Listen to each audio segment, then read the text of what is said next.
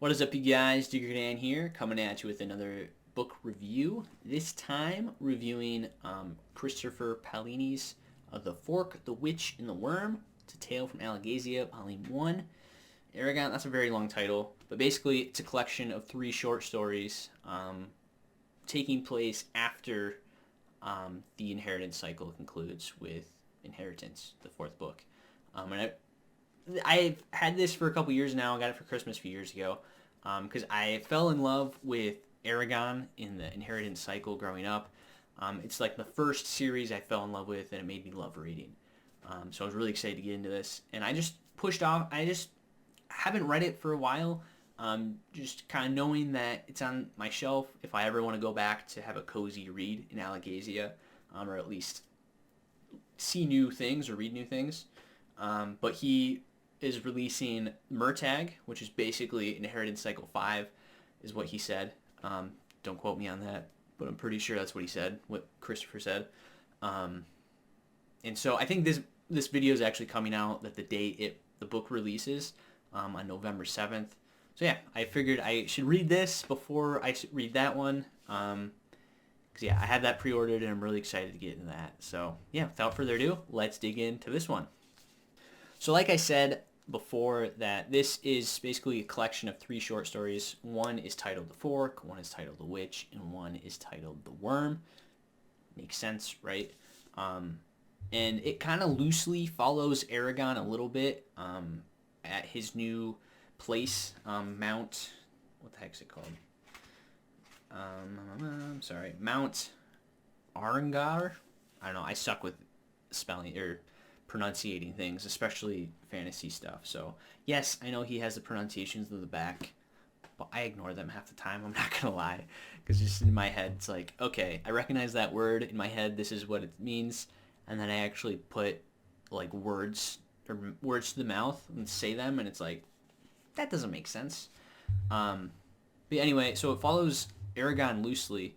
You see, like, it talks about Aragon for, like, maybe 50 pages, 60 pages out of the whole 260, if I had to guess, because it really focuses on the short stories that are being told to Aragon, or he's kind of watching, if that makes sense. So you kind of see Aragon a little bit building up the place, like the Hall of the Writers, since...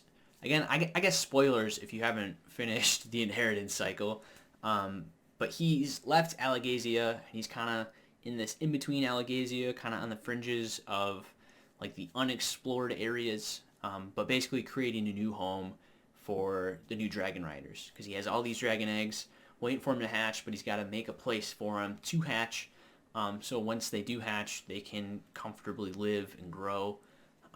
And just do things that dragons need to do, right? Like eat, breathe, live, hunt, all those things. But he also has all the like a lot of the past dragons' heart of hearts, so it kind of has their consciousness or consciouses. What's the plural of conscious? Multiple dragons' consciousness with him to give him advice and like energy supplies for spell casting and things like that. So I'm glad I read it. It wasn't necessarily what I expected. I'm glad I kind of waited as long as I did to read it. Because I didn't expect, like I said, I didn't expect too much because I've heard mixed things about it.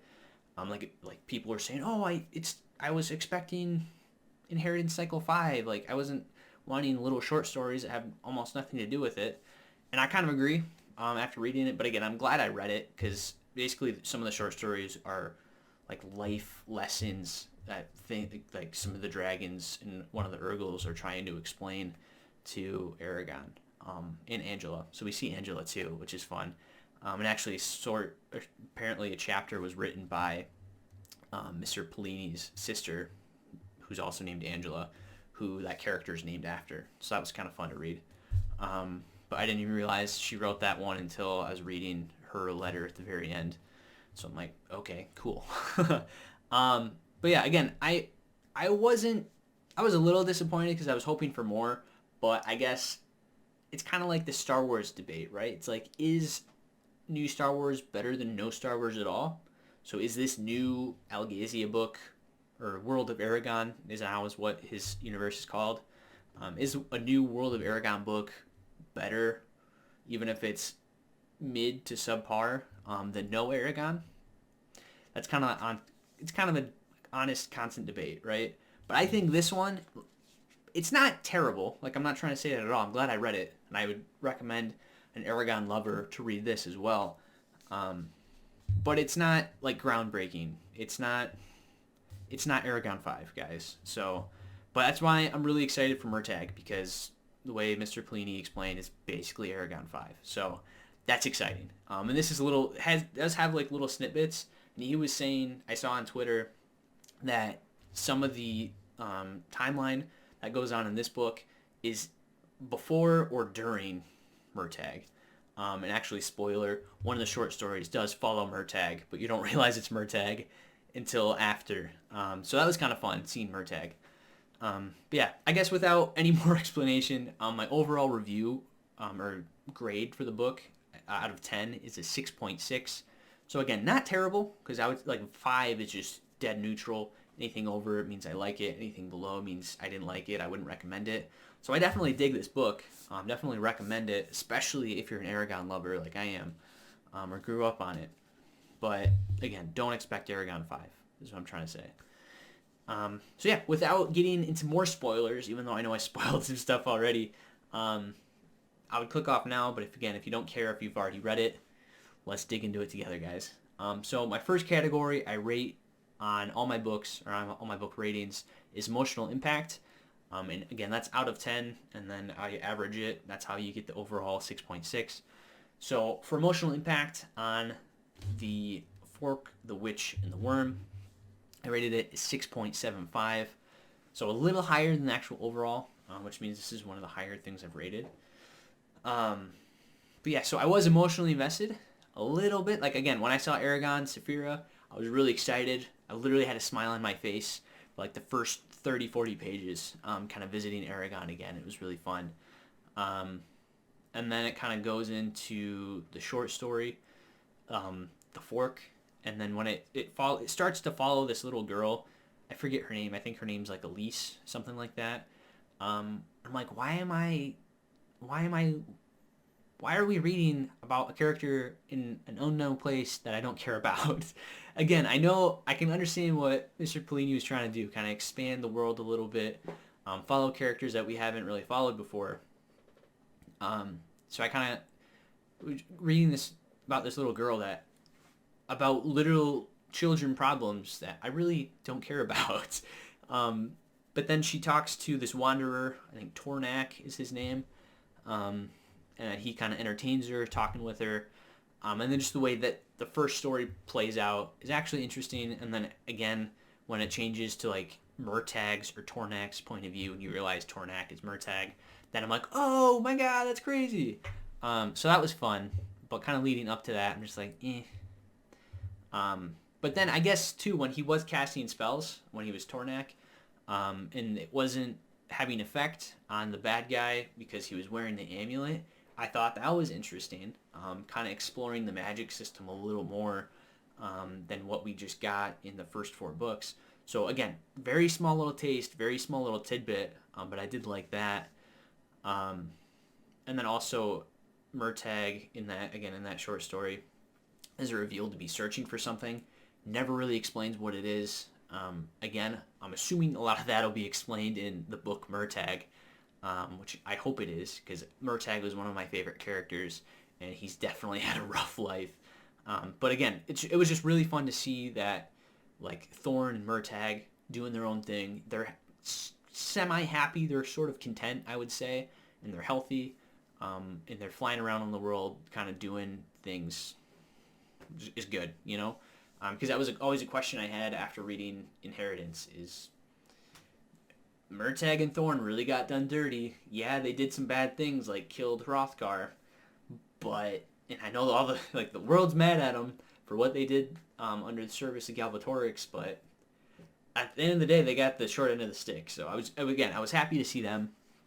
But again, you saw some other characters like Angela and Elva, or the little girl that was cursed by Aragon. I think her name's Elva. Kind of see them again. So again, emotionally invested in there, but again, it's just like too short snippets, you know, like they're just little snippets. That's all it is. And that's what I had to keep reminding myself. Like, this isn't a full-length novel. This is a collection of short stories. So I think maybe I was more disappointed in just the collection as a whole, or like the medium that it is, and kind of not remembering exactly what it is. Because I was wanting a novel length of explanations and novel. I wanted another Inheritance, really, another 600, 700 pages, whatever it is. But again, I know we're getting that with Murtagh, so I'm really excited for that. Yeah, and then again, something that, so you would think me explaining those things, I was very highly emotionally invested, right? So why is it a 6.75? Really, that last story, The Worm, it kind of took it out of me. But at the end of that, I did not care about that story. And then, and it was the longest story too. So it was like the first two, they were solid.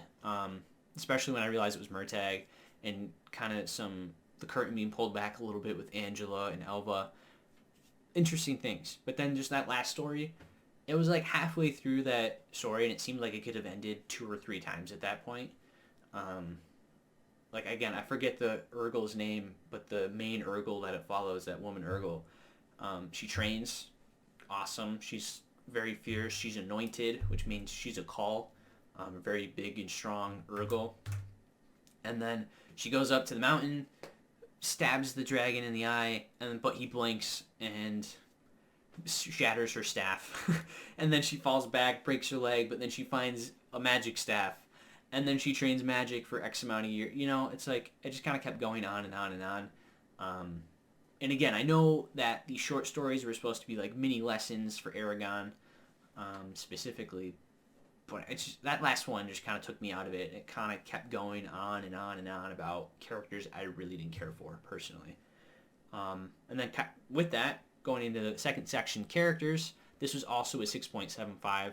Again, because we meet these characters again that we know and love from the series. Saphira, Aragon, Angela, Murtagh, Elva.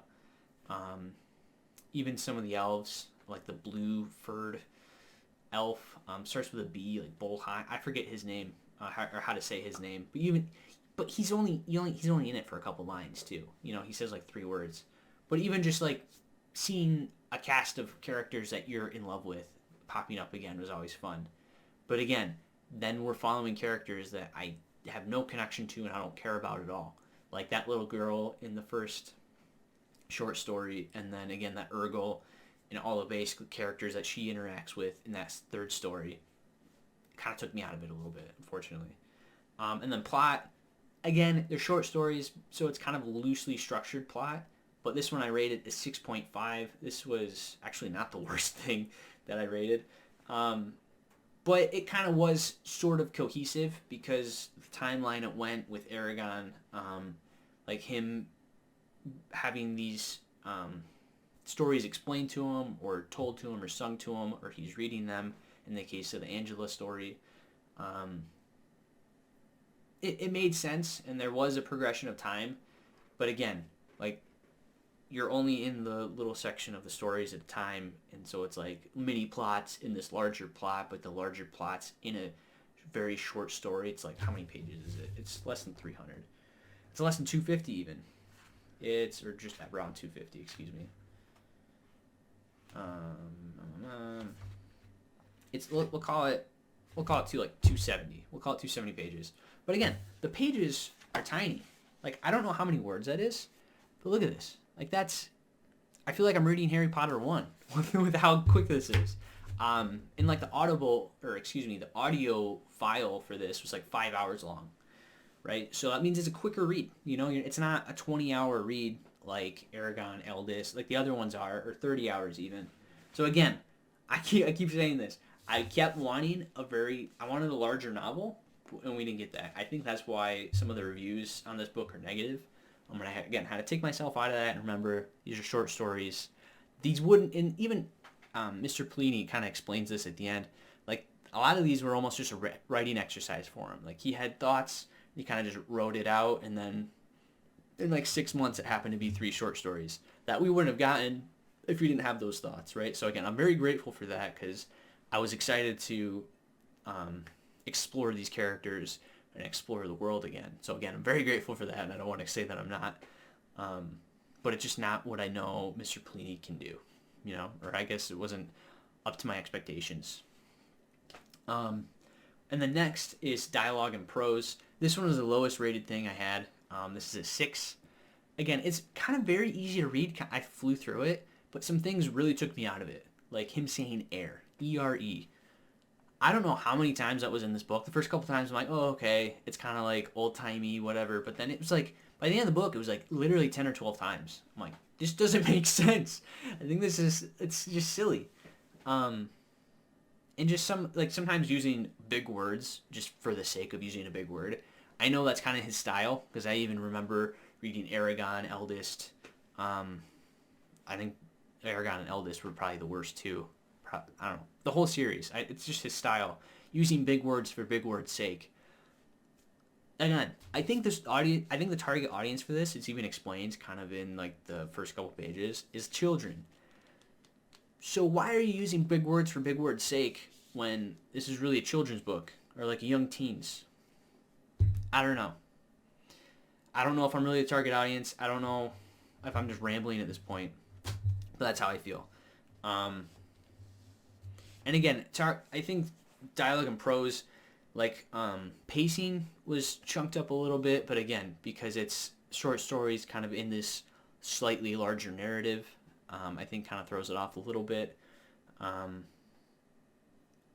yeah, and a couple times I think there's lines of dialogue where it's two characters going back and forth, and I kind of lose track a couple times of who's saying what. That's always frustrating, so that's always going to deduct for me. But yeah, so, and then world building. Let's say some positive things. This is a 7. This is the highest rated thing. Again, kind of like I mentioned with the first short story, The Fork, where Murtagh was trying to cast some spells because he didn't have weapons on him aside from the fork. And he cast a spell on the bad guy, but it had no effect because the bad guy was wearing that amulet. Again, kind of exploring that a little bit was cool. But also, he was in a new town that we haven't been introduced to before. That was interesting. And also just Aragon, him kind of explaining a little bit about them building out like the chambers for the dragons and just the hall in general is interesting. And again, kind of exploring Elva's character a little bit. Kind of explains the magic system a little more, kind of her abilities, and her being able to kind of talk down some of the mad dragons or like that are the crazy dragons, and help them through their things. Again, just all of these cool things being put together, and that's what I want more of, right? And again, I'm really excited to get into Murtagh once it arrives. So yeah. So big long rant about the shortest book I think I've reviewed so far, at least word count wise. But yeah, I would definitely recommend this, but just don't expect a full-length novel of explanations in magic and big because you're not going to get that, right? So kind of set your expectations for what the medium is, and I think you'll have a much more smooth and enjoyable time than I think a lot of people had going into this and having big high expectations because they're just so high and excited to get into Alagaësia again, like I was. But again, I would recommend it. But if you haven't finished the Inheritance Cycle, I don't know if I would because it does spoil some things. And if you're at this point, I spoiled a lot of things already, so maybe you don't care. So maybe this would be a good introduction to that. But I would still read those 4 before you read this, personally. So thank you guys so much for watching. Thank you for listening to me rant about things I'm passionate about. So yeah, if you enjoyed this, please hit like down below. If you guys want to see more from me, Digger Dan, please hit that subscribe button, as well as that bell notification down below so you guys know when I upload each and every single time. And I will see you fools in the next video. Thanks for watching, guys.